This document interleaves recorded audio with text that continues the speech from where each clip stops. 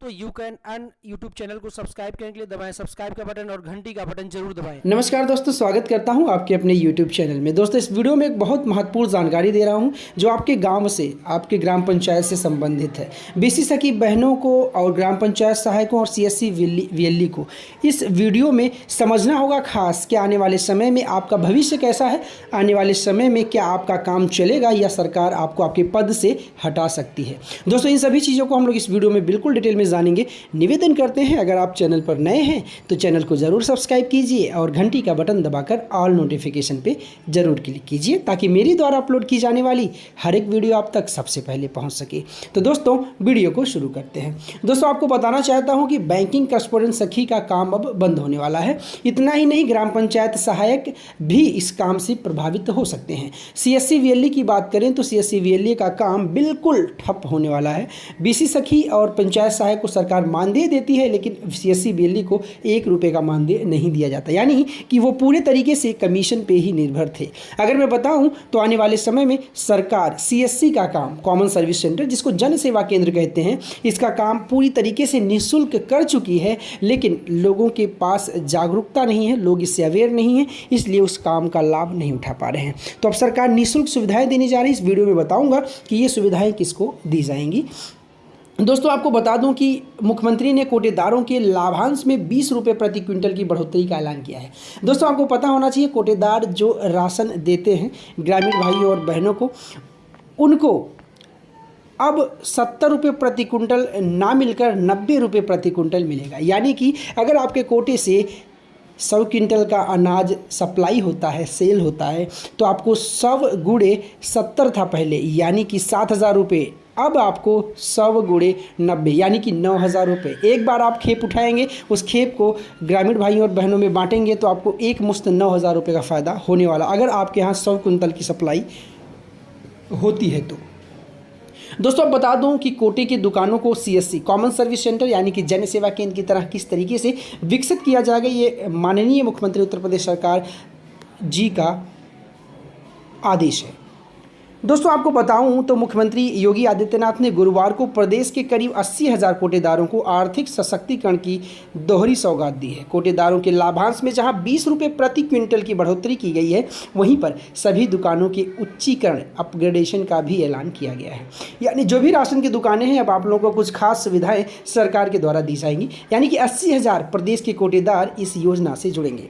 Banking सुविधा के लिए भी होगा MU यानी कि एग्रीमेंट भी, आपको जो भी बैंकिंग सेवाएं देंगे उस चीज़ का भी एग्रीमेंट सरकार आपसे करने जा रही है। लोगों क्या अब बैंकिंग सखी बहनों को 6 महीने के बाद निकाल दिया जाएगा। इन सभी चीज़ों को जानने के लिए आप इस वीडियो को अंत तक देखिए। क्या ग्राम पंचायत सहायक अब ग्राम सचिवालय में नहीं बैठेंगे? क्या उनकी भी नौकरी छिन जाएगी? क्योंकि मेन काम जो है जन सेवा केंद्र का ही, जो जिसमें सभी जन्म प्रमाण पत्र रजिस्टर और भी तमाम रजिस्टर बनाए जाते हैं। दोस्तों, मुख्यमंत्री जी ने कहा है कि सरकार कोटेदारों के जरिए सामान्य नागरिकों की जीवन में सुविधाएं बढ़ाने की दिशा में तेजी से काम कर रही है। कोटे की दुकानों की CSC के रूप में सक्षम होने के साथ ही सरकार इनके जरिए बैंकिंग सुविधा भी लोगों तक पहुंचाएगी। इसके लिए बैंकों के साथ एक MOU होगा, मेमोरेंडम ऑफ अंडरस्टैंडिंग, यानी कि एक म्यूचुअल एग्रीमेंट, एक तरीके से कह सकते हैं एक अनुबंध पत्र साइन किया जाएगा। दोस्तों, अब वीडियो को मैं डिटेल में बताता हूं किस तरीके से उचित दर की दुकानों को जन सुविधा केंद्रों के रूप में विकसित किया जाएगा। कोटेदारों को मजबूती मिलेगी, आम जन को भी राशन के साथ अन्य सुविधाओं का लाभ मिलने में और आसानी होगी। इसके लिए मुख्यमंत्री जी की मौजूदगी में प्रदेश सरकार और CSC ई-गवर्नेंस इंडिया लिमिटेड के बीच करार हो चुका है। सरकार ने कहा है कि आने वाले समय में 1200 कोटेदारों से संवाद करके उन्होंने कहा कि जन सुविधा केंद्र के रूप में उचित दर की दुकानों के विक्रेताओं को सक्षम बनाने और लाभांश में 20 रुपये की वृद्धि प्रदेश के 80,000 कोटेदारों के जीवन में व्यापक परिवर्तन लाने का अभियान है। अभी कोटेदारों को 70 रुपये प्रति क्विंटल लाभांश मिलता है, जो बढ़कर अब 90 रुपये हो जाएगा। दोस्तों, मैं आपको बता दूं कि कोटेदारों की दुकानों से क्या क्या सुविधाएँ मिलेंगी।